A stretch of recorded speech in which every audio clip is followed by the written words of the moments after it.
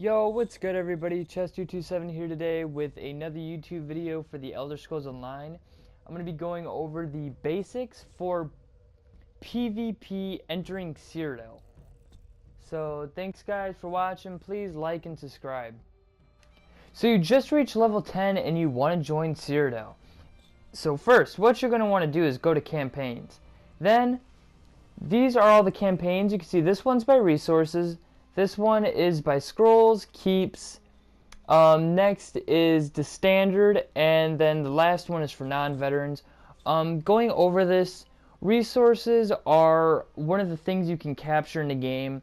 Scrolls as well, and keeps, and then standard. That just tells you what you get points on, like what your team gets points on overall, to see if your faction wins. If you haven't joined one yet, like if you've never joined a game before and you aren't if you aren't in a vet level yet, join Blackwater and set it to your home. I'm recommending Blackwater because vet levels, they're kind of a pain to fight.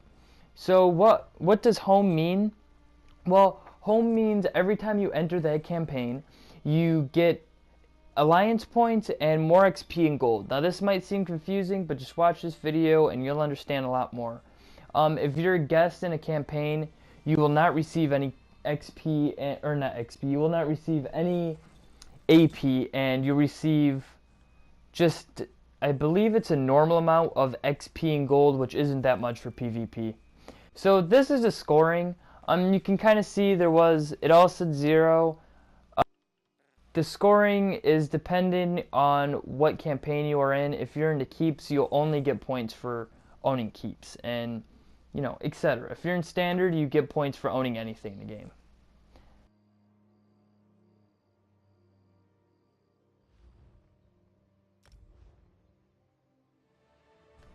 So you just entered Cryodiil and you're already confused. All good. So there's 3 maps, or there's 3 teams in each Cryodiil. There's the blue team, the red team, and the yellow team. Personally, I'm a red team fan because I started off as an Argonian Templar, and I've loved the red team ever since. The red team consists of the Argonians, the Nords, and the Dark Elves. The blue team consists of the Elves, the Wood Elves, and the Red Guards. And the yellow team consists of the Khajiit, the Bretons, and the Orcs. There's plenty of different things in this game. For example, keeps, which are the castles in the game. The resources at the keeps, like lumber mills, mines, and then there's temples, outposts, and all sorts of things you can capture, and I'll be going over them one by one right now. So first, jumping into castles. Castles, they're not easy, alright? You're going to need a big group of people, and make sure your team's already attacking castle if you're going in there alone. You cannot capture one of these solo, and if you can, then you are a god in Elder Scrolls. I've heard of this one time on the red team, but I never knew if that was true or not.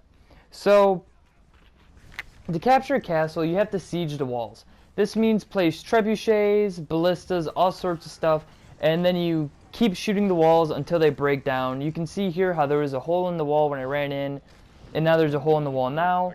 This is just kind of an example of what sieging is. You can get siege equipment such as trebuchets and ballistas from siege masters that you gain from AP points. I'll be going over AP points later on in the video. Number one thing on castles is work as a team, and if you're in a group, follow your group leader.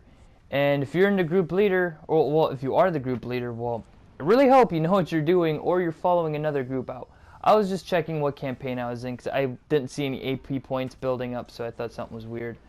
And to capture a castle, you're going to need to capture both of the flags. Farther on, or more into a castle, I don't show it right now, but you do actually see flags in the castle, and there's 2 in every castle.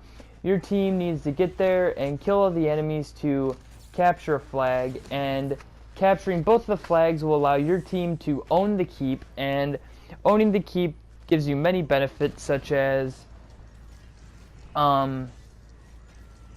you get the siege master, you can spawn and fast travel to this keep, and if you own all keeps, you are the emperor of the game. This is another thing I'll be going over in a complete different video actually.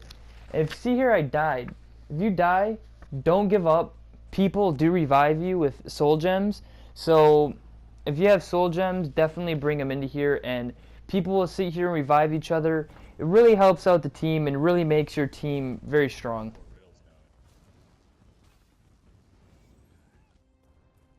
So resources, what are they?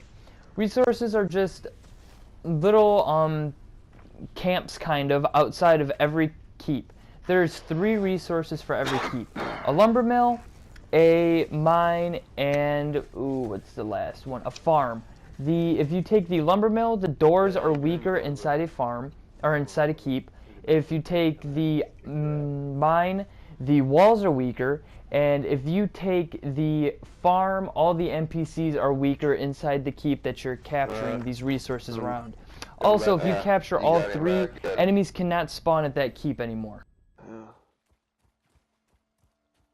So next is scrolls. There is 6 scrolls total in every campaign, and there is 2 scrolls for each team in every campaign. There is a offense scroll and a defense scroll. You can see here, this is what a scroll looks like, and they're located in a temple. I believe, the enemy team on this one had 5 scrolls. They controlled all the yellow scrolls, all their scrolls, and one of our scrolls, but we still had 1 left. That's not good. The more scrolls they have, the more buffed up they are, and the more, the more buffed up they are, and the more points you're scoring every hour, I believe.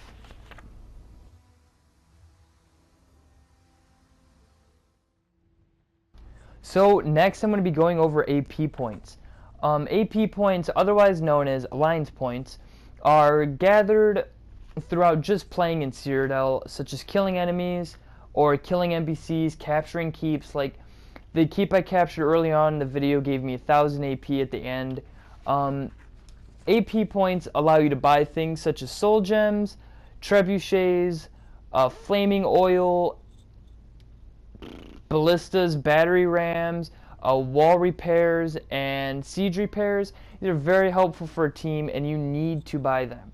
Another thing AP points can buy is actually clothes, armor, and weapons. If you go to any of the salespeople inside of the first place you spawn inside of every campaign, like your main base in the far back, there will be people that sell stuff that you can buy with AP. This is a very good thing to know, and they do sell good gear.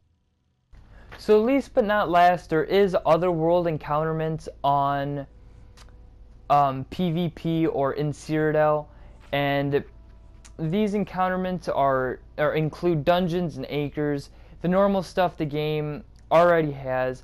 If you complete these with a group of people, you have a chance of finding a trebuchet or ballista inside the chests, and they do level you up a lot faster than the normal ones in PvE would. So again guys, thanks for watching. Like, subscribe, comment if this helped you.